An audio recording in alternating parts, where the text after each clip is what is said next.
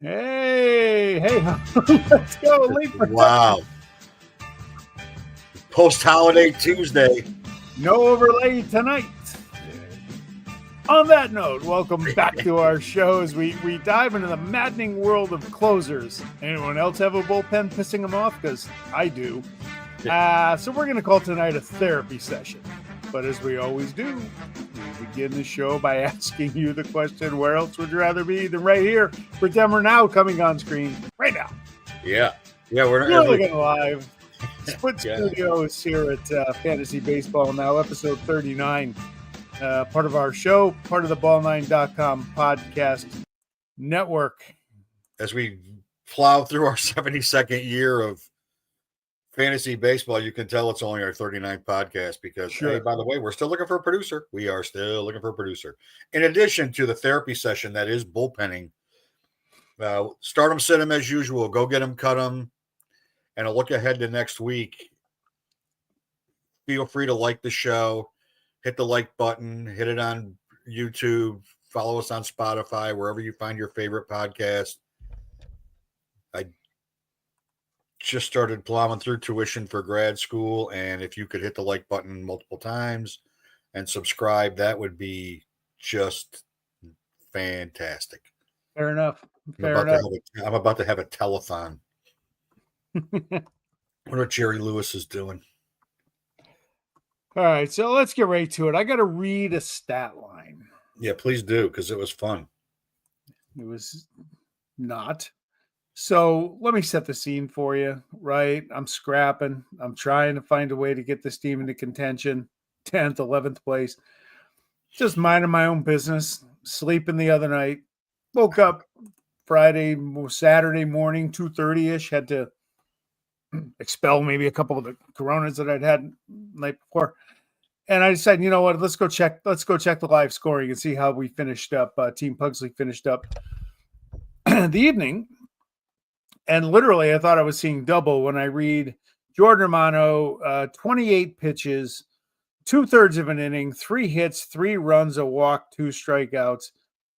Not to be outdone by Mason Miller, who did all this in one less pitch than Romano, but 2/3 of an inning, 4 hits, 3 runs, and a strikeout. And it's just like, what a... Oh, no, by the way, it was in the same game. It was in the same inning of the same game. The same inning. And it's just like, man, I am just living a nightmare this year. Yeah. And then you got to get up Saturday morning. I don't know. I had about 5 hours sleep. I worked the game that night. I was a little tired, and to explain to my family that I was pissed off for the second time in the month about my fantasy baseball team, and explain that to Mrs. Pugsley, and to tell her I need a few coffees to get my head together. And then, speaking of head together, welcome to the freshly shorn club. Yeah. This is what happens when you're a Knicks fan and they make the conference finals for the first time in 25 years. Your hair literally falls right out of your fucking head. Falls out of your head. I've been saying it for years. Any more than $10 a year on hair care products is just economically not sound. So welcome to the Bald Club. Yeah. And by the way, to a lucky viewer tonight, you are going to get some free hair care products because I don't need them anymore. So anyway, you live the world of the closers, which you have to have. We're in a 5x5 league. We have our head-to-head league. Saves count. Saves, you got to play 2 of them.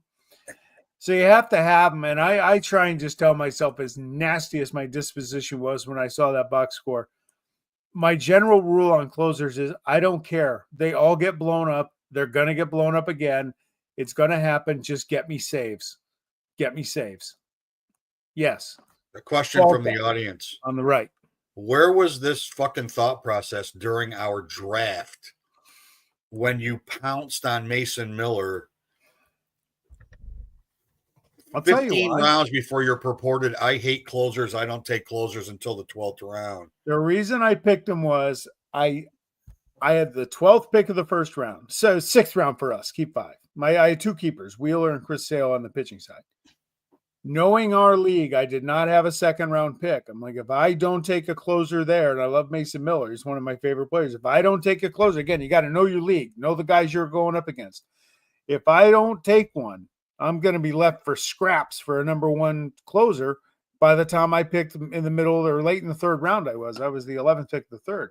I was going to go 23 picks without him. I would have been scrapping. So that's why I changed my normal routine, and it's blown up on me with him 3 times in the last couple of weeks. He's struggling.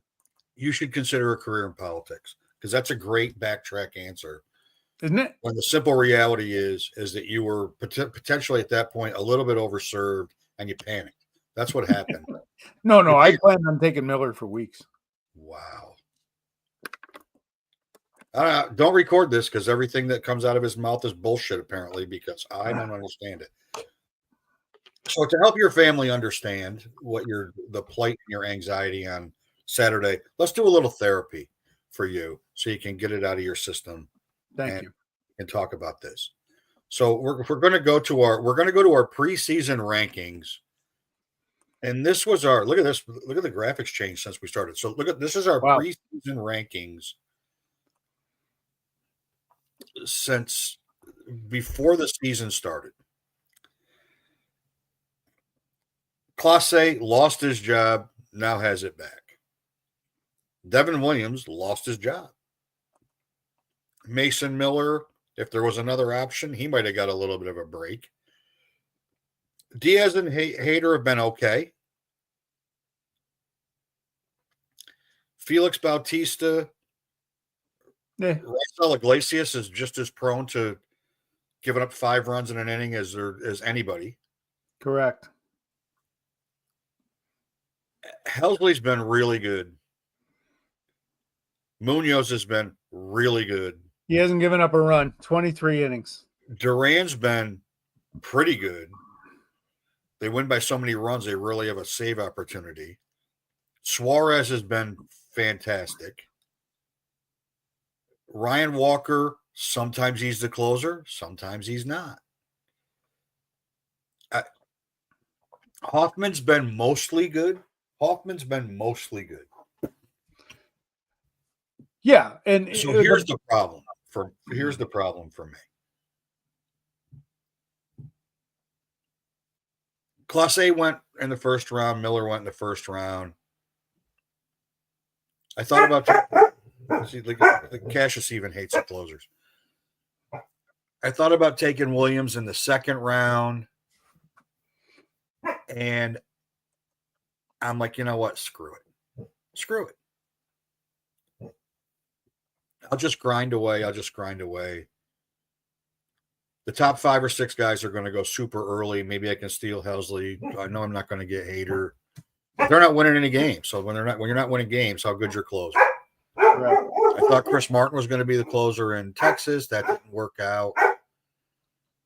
I wanted McGill from the Brewers. Didn't get that. Thought I wanted Presley. He lost his job. So looking at this, the surest of sure things was a guy that wasn't even signed when we did our draft. Finnegan's been terrific. Yeah, thanks for bringing him up, because aesthetically he's not the best. He's a tough watch when you watch him. You need some antacid tablets, but he gets saves whenever they win games, and they've been good enough. And he was on my team last year, and he was very good. If a guy got a high whip and a guy ERA or a high ERA, just get saves, because at the end of the year, they don't really pitch enough to kill you if they have those 2 or 3 blow-ups like we just had Friday night with Miller and Romano. But they can really help you. Sure. Like Clase has been so good, and Miller to some extent, but not for a longer period of time, that they can help your whip and ERA, and they might also, with the new Ghost Runner BS, they might steal you a win. True. And they may come in the bottom of the 9th in a tie game, just simply because they're trying to hold serve. And then, then a couple of runs get scored in the top of the 10th, and they don't get a save, but they may also pick up a win. So the good ones are good. Most of the time, I think you just need to close your eyes, close your eyes and you just need to just hope for the best, right? But yeah, here's the part that's maddening. The part that's maddening is guys that we thought were going to be impactful closers. I mean, Tanner Scott's been good. He's also had some stinkers, right? He had a terrible outing the other night, just a terrible outing. they all are this year. Even other than literally Munoz. Suarez has been really good too, but Munoz has been unhittable. No runs. Weaver's the best closer in baseball right now. That's scary. And he didn't even have the job.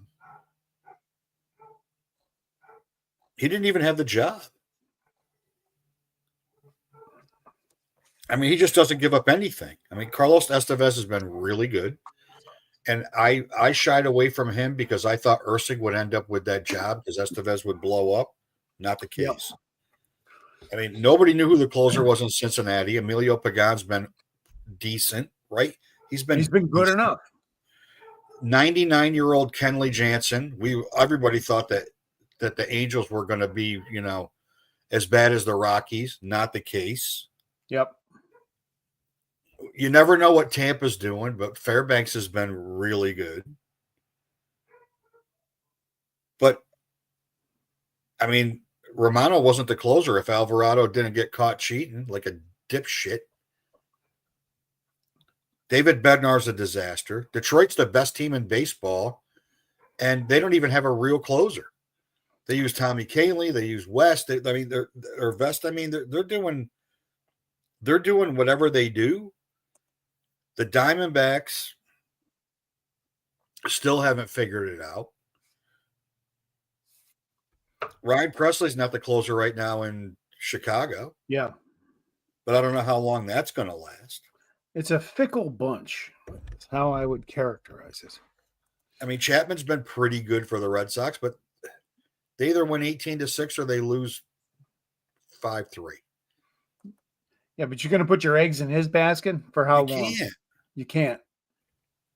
You can't. Luke Jackson was pitching good for the Rangers. They don't win any games. And he got hurt. I mean, it's just like who do you go to?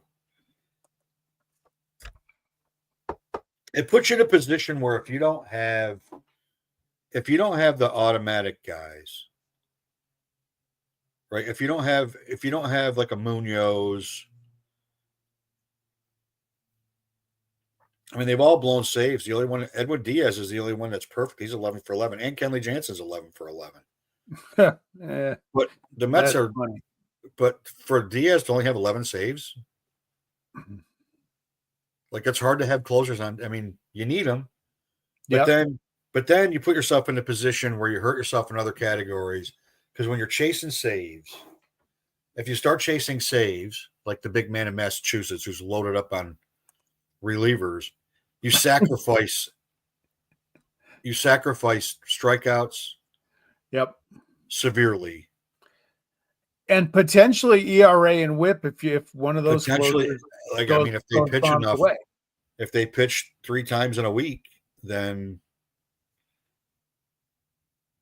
who knows, right? I mean, who knows? I mean, Kyle Finnegan's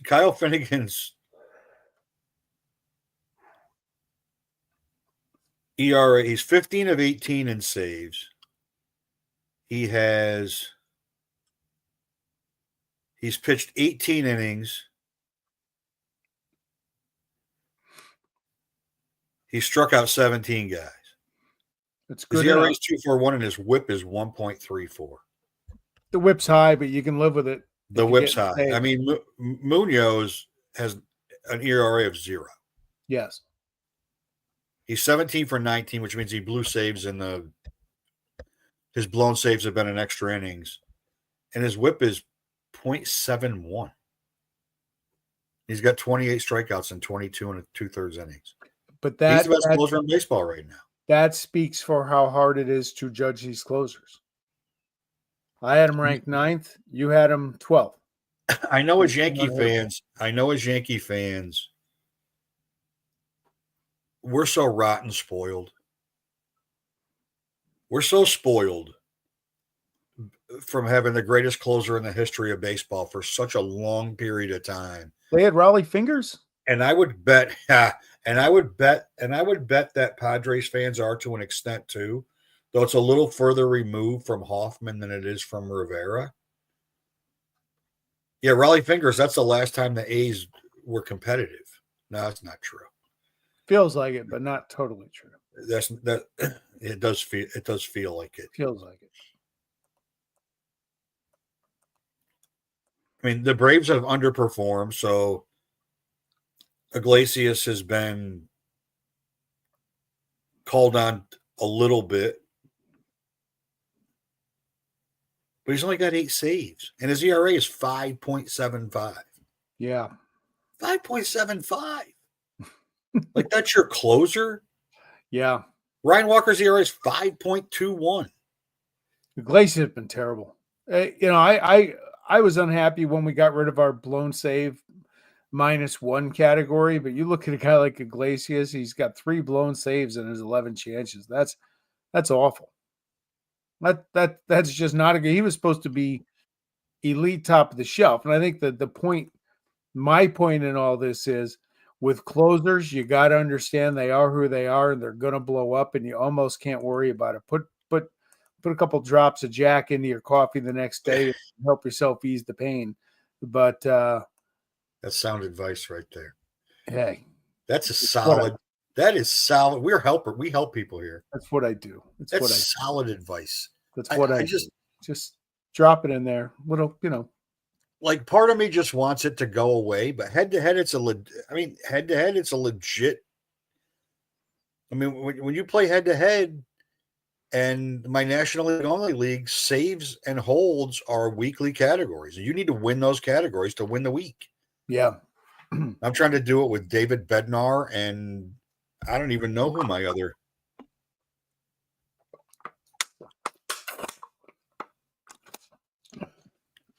No, I don't even know who my other. I mean, that team.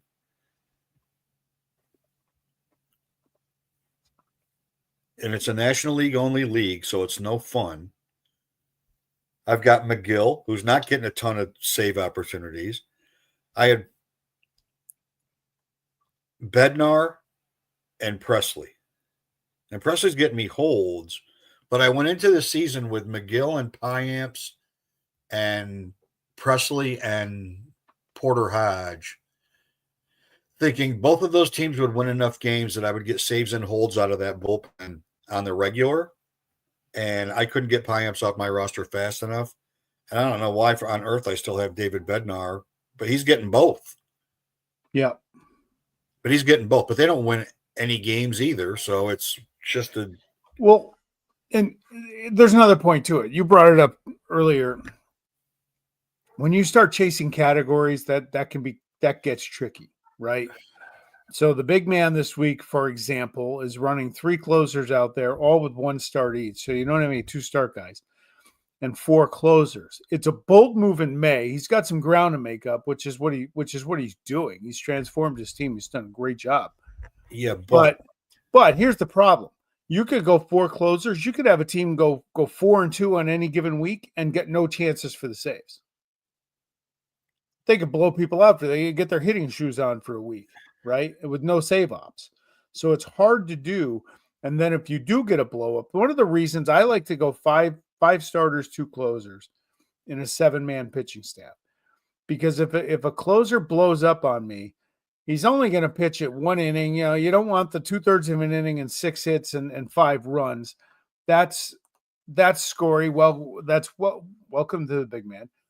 That's scary, but if you have 7 or 8 starts lined up, that's your innings. They're going to impact your stats more than that 2/3 of an inning. Well, here's also the challenge. We're 44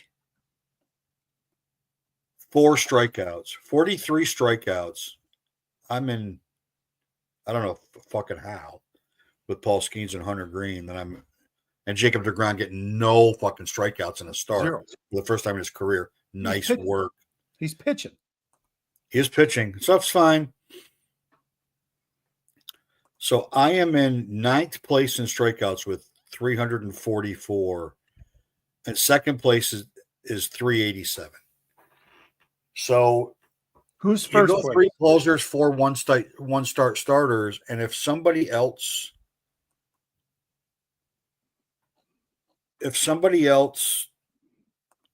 has 3 two-start starters, you're going to make up a lot of ground. But when you commit to 3 closers, you're going to start. You're going to pick up. You're definitely going to pick up ground and saves. You would think, right? You would think, but you're at risk. Like if you're second in one category and 8th in the other, and you end up 5th in both, what'd you do? Pick up a point. Correct. You picked up a point. So for the big man, this was the preseason rankings when we started therapy. As Sean moped around his house on Saturday because his 2 closers were I moped for a short amount of time. It took me probably coffee 5 or 6 until I really kind of got myself together for the task at hand for the day. Coffee 5 or 6. Standard. That's good work. Just standard. That's good work. You're welcome, big man or miss. I mean, I think it's honestly like I've come around to holds after being in leagues where holds is a category. And playing head to head, like I've come around to holds as like I'm just going to build a bullpen, and if I can win a week with saves, so be it. But I don't want to win a week with saves. I don't want to lose both. I don't want to lose holds and saves. Yep. In the same week, I want to win 1-1 so I can play even, and I just want to play even. But it also helps you for the fringe guys. It makes sense to have a Luke Jackson or a David Bednar or anybody on Tampa or anybody on the Marlins or, anybody on the, it just makes sense. Anybody on the Giants. It makes sense to have those guys when you're going to pick up holds and you might get a save out of them every once in a while. Yes. But I will say it devalues. It gives greater scrutiny to, like, we have starters in this league that would never even be considered in a head-to-head league. Because I'd rather get an elite closer. I'd rather get an elite setup guy to give me that stat than have a starter that might every once in a while have a nice outing, or maybe not. Like Ben Brown. That wasn't a nice outing, by the way. Neither one. The one before his show last week and the one after. We'll have that conversation shortly. Oh, my God. Fucking awful. Thanks. You're welcome. He's on the never again list. I hate to say it. Ben, I hope you have a great career. But you joined Anthony Volpe on the never again list. Sorry. I don't take a week. And it's my fault for playing him. But it is. Yeah.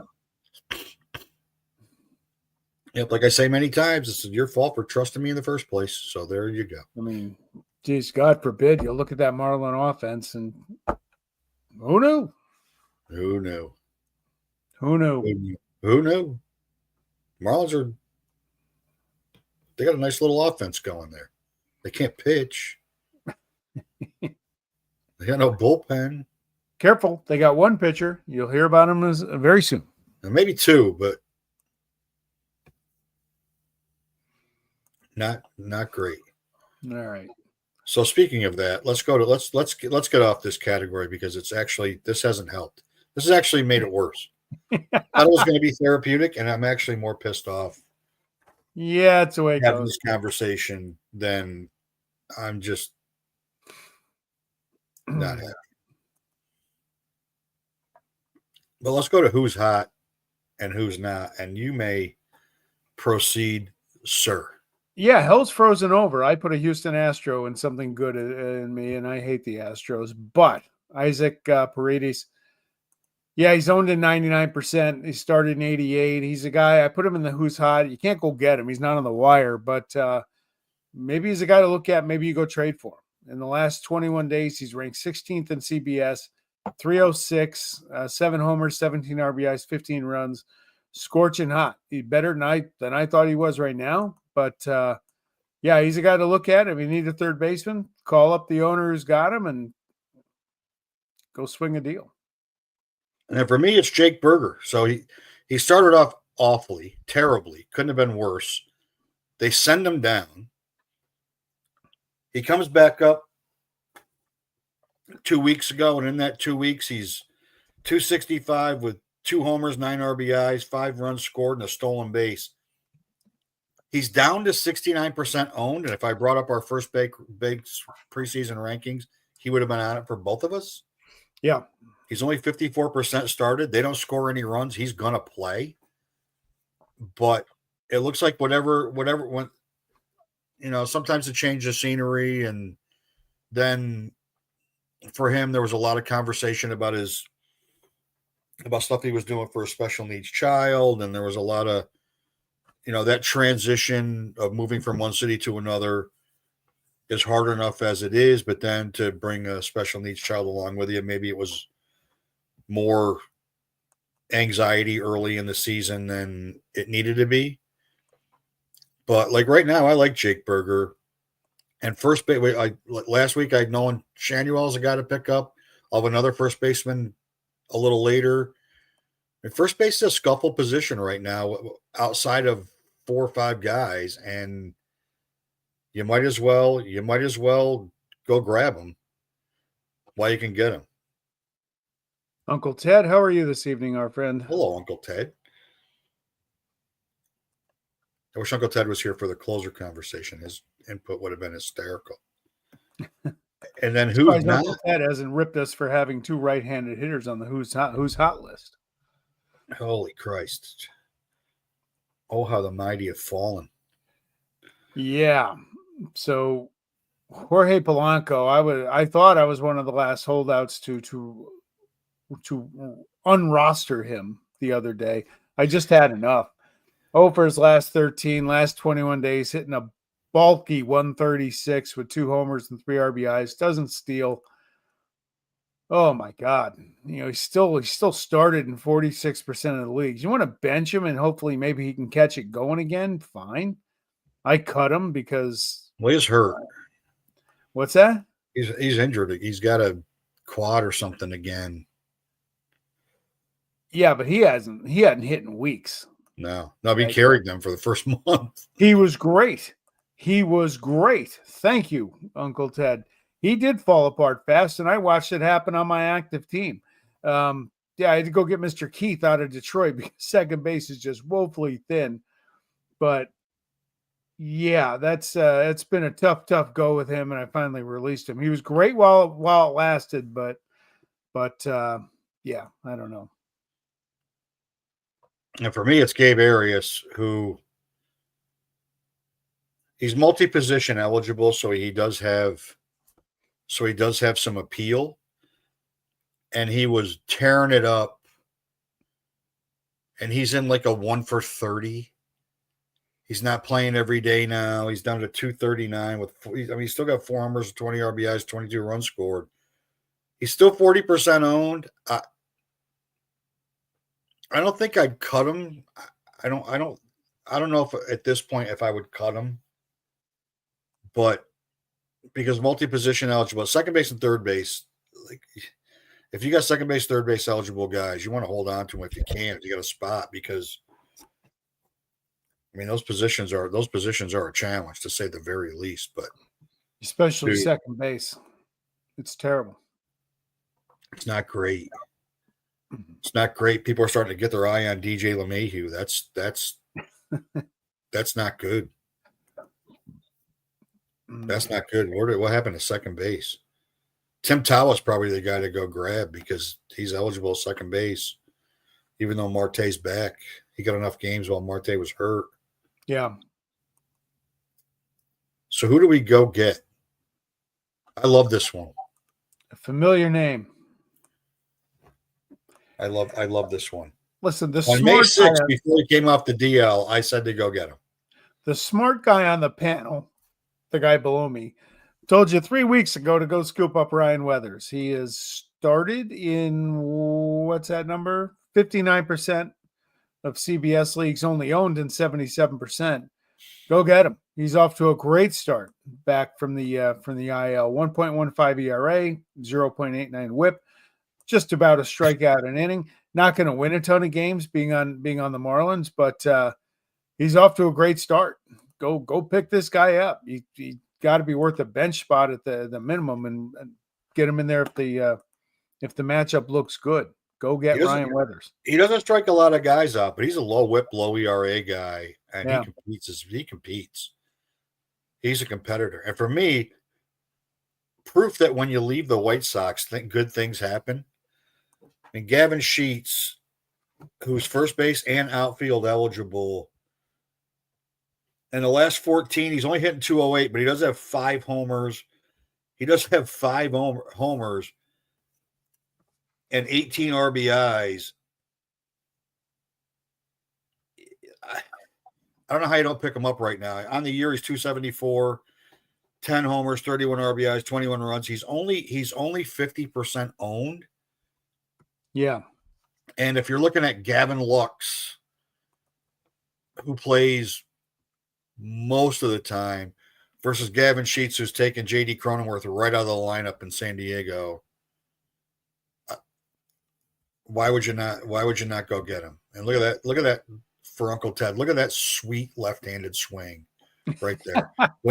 when he was in the White Sox, he was swinging like Herman Munster, and now all of a sudden he goes to San Diego. He's there for a month, and it looks like somebody taught him how to play baseball again, or maybe he cares again. I mean, there's that thing. Yeah, we talked about Sheets, I think, even off the air a lot the last few weeks. I'm glad he finally made the show. I mean,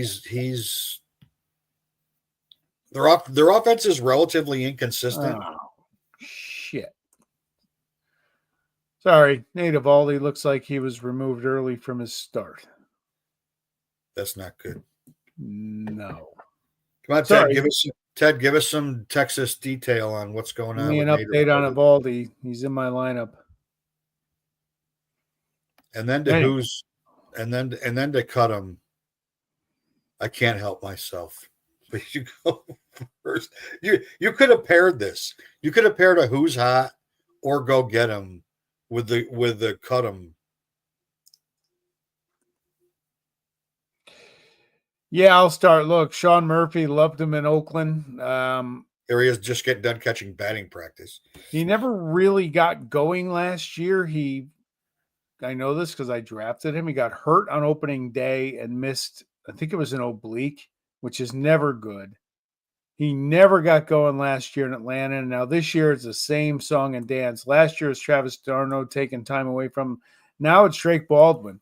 And Murphy he's started in 29% of leagues, owned in 21%. Hitting 222 on the year with 8 homers, 18 RBIs, but he's not getting the playing time. And catchers don't play every day anyway. If they have a 6-game week, they might play 5 if you're lucky, sometimes 4. But if he's not getting regular turns in the lineup, why roster him? Well, Baldwin's even DHing when he's not catching. Yeah. And when Baldwin got called up when Murphy got hurt, there was a big push to grab Drake Baldwin. And then Murphy came off the injured list and he was tearing it up. Yep. He was tearing it up. And then there was talk about sending Baldwin back down so we get regular at bats. That lasted 2 weeks.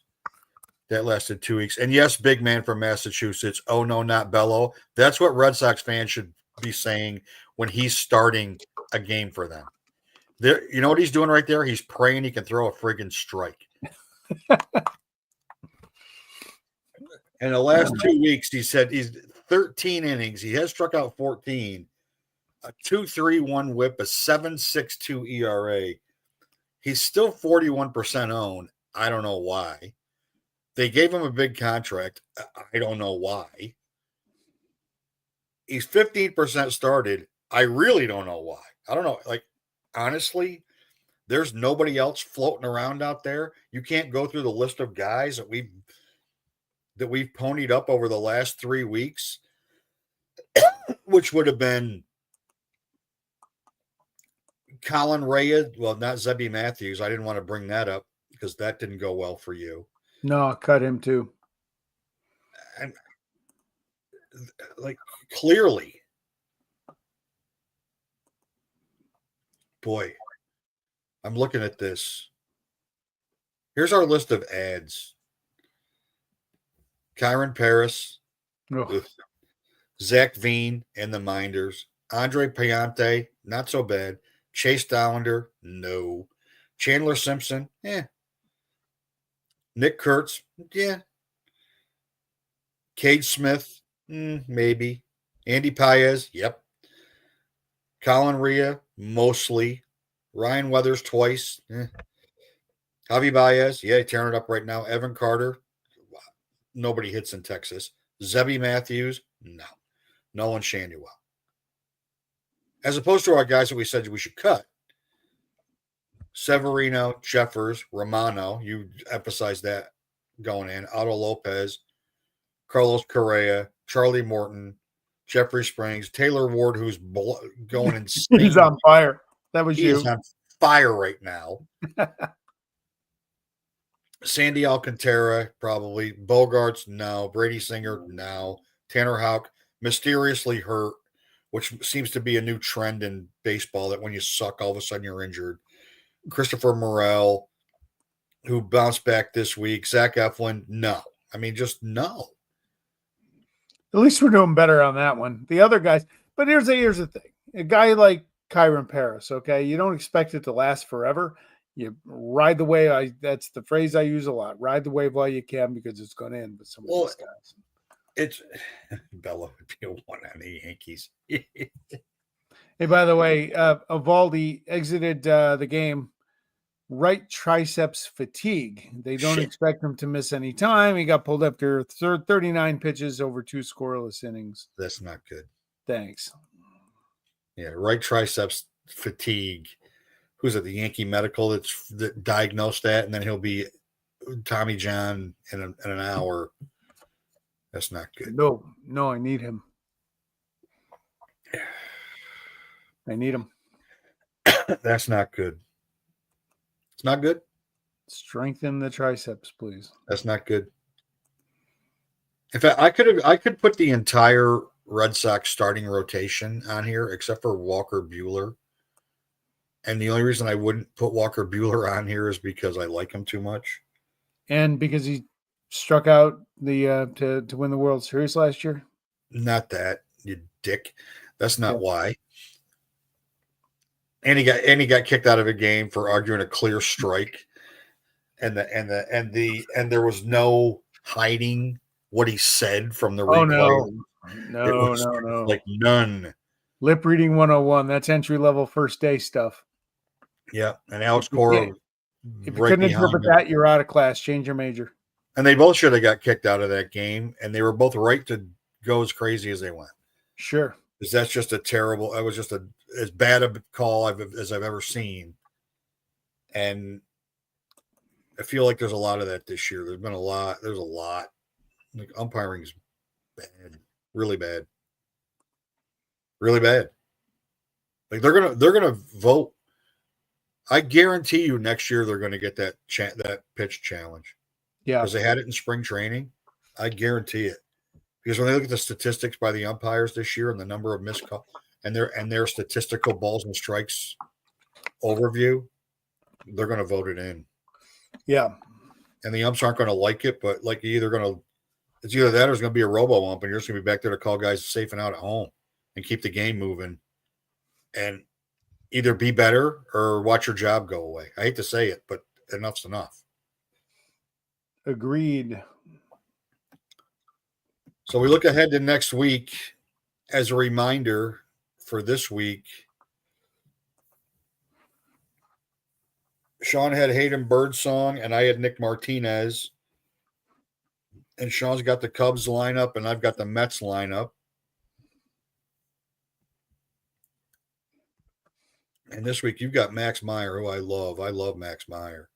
Yeah, he's a good pitcher. You know, he's got the Rockies at home and at Tampa in their rental stadium. Great matchups for him. He's a good strikeout rate, good young pitcher. You know, he's the best pitcher they have.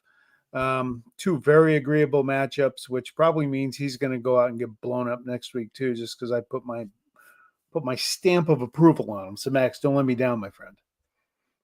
And for me, it's Chad Patrick, who's probably the front runner for right now. He's probably the front runner for Rookie of the Year in the National League. I don't know why he's only 16% owned. He's made 11 starts. His ERA is 2.97 and his WHIP is 1.25. And he doesn't strike a ton of guys out. Yeah, but he's quality start guy. He's got 9 quality starts and 11 starts. They're the Brewers go again, dragging another pitcher up. DL Hall pitched yesterday, back from injury, in relief. Like, I don't understand why they sent Logan Henderson back down though. I don't either. He was that didn't make sense because he has options, I guess. They should get Brandon Woodruff back. They think maybe one more. Came back from his arm injury, got through rehab, had ankle tendonitis, pitched the other day, looked great, felt great. They're saying one more start for him, rehab start for him, and he'll be back in the rotation. Okay. I mean, those pesky Brew Crew. And then for hitting, we both have 7 game teams for next week. And as we were talking about in the show, in the pre-production meeting, that ran long. The Twins did run long. The Twins have now been selected 3 times by this panel. They're rolling. They are rolling. My God, they are rolling. They go play in the Little League park with the horrible mound and a tool shed for a press area, and where the manager has to take the walk of shame down the left field line after getting dismissed from the game early. And if you can get into that Oaklamento bullpen by the 4th or 5th inning, you're going to feast the rest of the night. Yeah, and the Twins are on fire right now. I still don't see it, but they're a lot better than I thought they would be. So yeah, go with the Twinkies and the Blue Jays. Yeah, okay, just keep the good times rolling for the Minnesota offense. Now, the Blue Jays can't pitch, so they give up a lot of runs. Yeah, their pitching ain't going to scare anybody. And then for me, any team that's got 4 games against the White Sox, even though Adrian Hauser pitched phenomenally yesterday, and the Tigers, as much as the Twins are rolling, the Tigers are equally as rolling. I mean, 4 games at the White Sox and 3 games versus the Cubs. I'll take the Tigers. I'll take the Tigers next week. And Bryce Harper's hurt. That's what Uncle Ted wrote. I didn't know what that meant. Yeah, he got hit on the elbow. X-rays are negative. As Ranger Suarez outduels Steven Strider. Spencer Strider. And Strider only went 4 2/3, but 1-0 at Citizens Bank Ballpark.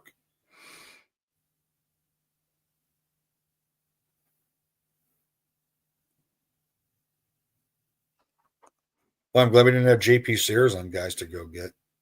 No, it's hard to recommend any Oakland pitchers. Sears is the best one, but it's tough to recommend any of them. Yeah, Sears is the best one. I was talking with the big man today. Wait till it gets to be a searing 110 degrees out for first pitch in not too long.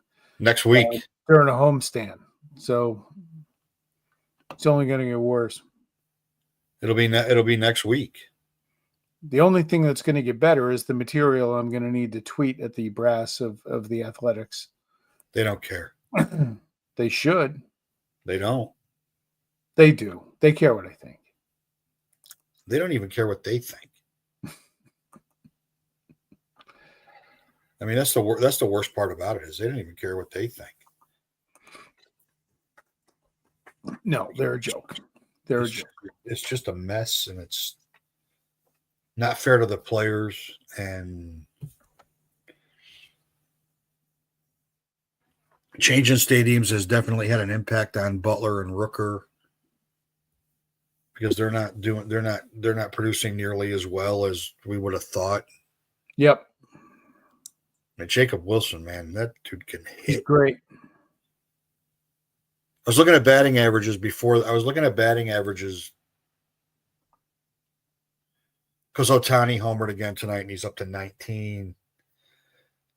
And I was looking at batting averages, and he is second in Major League Baseball at 350. And Judge isn't going to hit 398, I don't think. He might, but I don't think he's going to. But he is most likely to hover around 350. Wilson? Yeah. He gets up and gets his hat. He just makes contact all the time. Yep. His swing is weird. But, man, the guy makes contact. And he's playing a good enough shortstop for them that I guess your guy, Zach Kozart's going to be playing second base. He's one of those. He's a gamer. He's a gamer. Geloff may be back soon, I read today. He's swinging. He's swinging a bat again. His hand is fine. It was his rib cage that got a little messy during the rehab at first. So I need him back because I got Colt Keith right now at second base. And although I am up to 10th in our 12-team division. So one of these weeks we're going to talk about when do you sell John Fisher, and when do you sell when you're in 10th place in June? Yeah, I've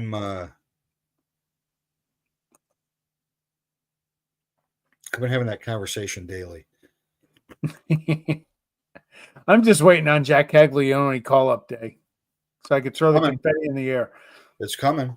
I had one unnamed owner in our league make me 5 offers for him over the weekend. I'm like, I'm not trading him. I went into the draft specifically to get him and come away with him. I'm not going to trade him now. Well, he's playing in the outfield. Yes, that's a big thing. And we did nudge Sal Perez last week, and he's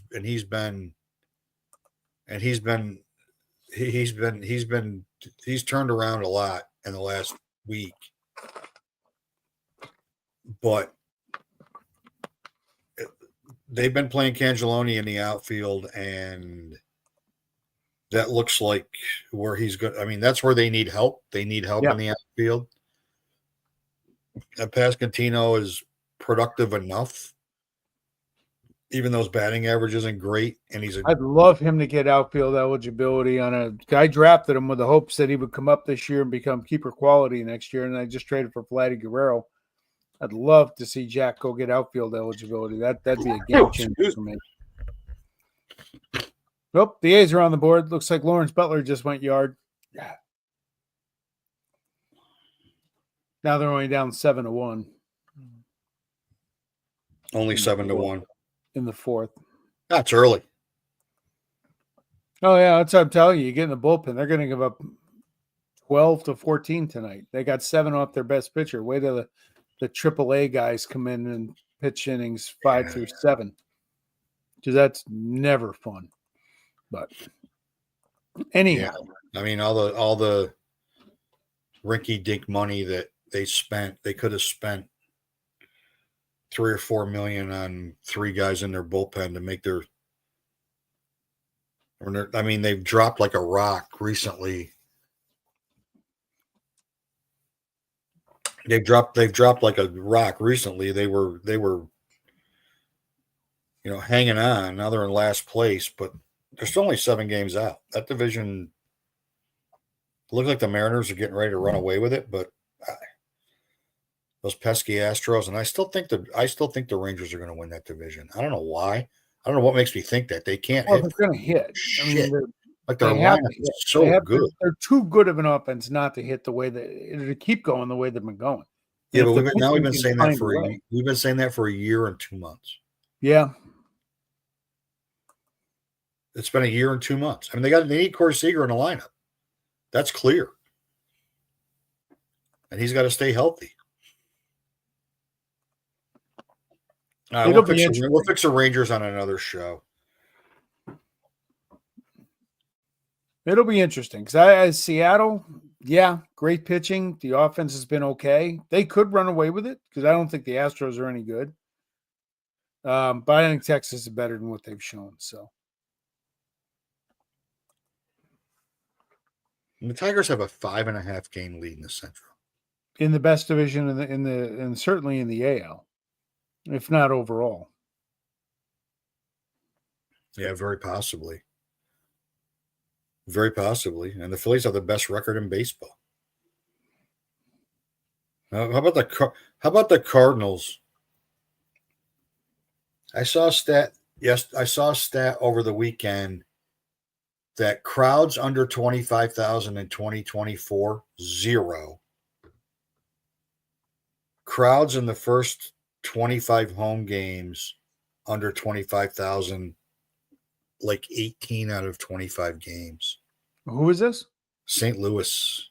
Yeah, of all places, and they've been on a tear.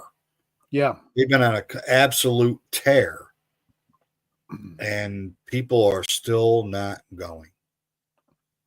Though I do love me Victor Scott, man. I like that. Can't figure that out. It's such a baseball town. Well, they put close to 4 million fans in that stadium forever, and they've not been rewarded with any attempt to win. Yeah. Like they've just not been rewarded. And I wouldn't be shocked if Helsley's traded at the deadline. And I wouldn't be shocked if Arenado, who's having a pretty decent year, is traded at the deadline. I wouldn't be surprised at all. Yeah, we'll see. All right. Next week, same bat time, same bat channel. Same bat time, same bat channel. Who the hell knows what we're going to.